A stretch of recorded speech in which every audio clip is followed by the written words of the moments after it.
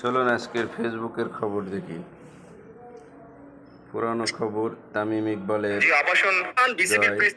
প্রধানমন্ত্রীর আবাসিক ভবন সম্পর্কিত সংসদে মন্ত্রণালয়ের অধীনে অব্যবহৃত 200 সরকারি ভবন প্রায় 200-র মতন বিল্ডিং ছিল।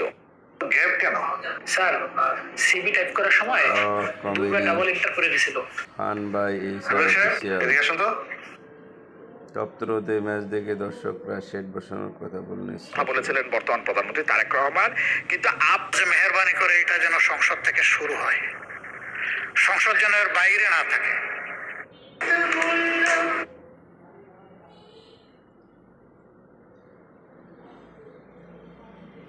দারুণ সব খবর। জানালা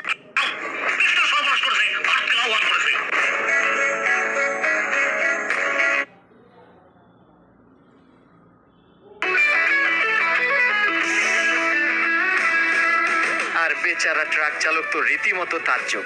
তেজগাঁও ট্রাক স্ট্যান্ডের গলিতে যাদের রাত কাটে তারা ঘুমাচ্ছেন গুলশানের মতো অভিজাত এলাকায়। কি শুরু করছি পাগলামি কেন?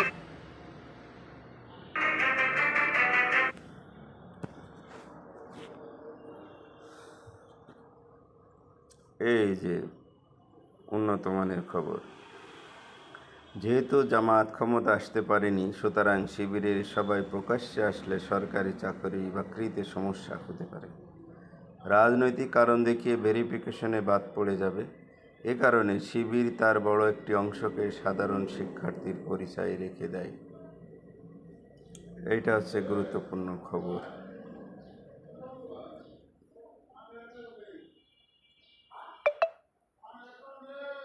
দারুণ সংস্কার চলছে।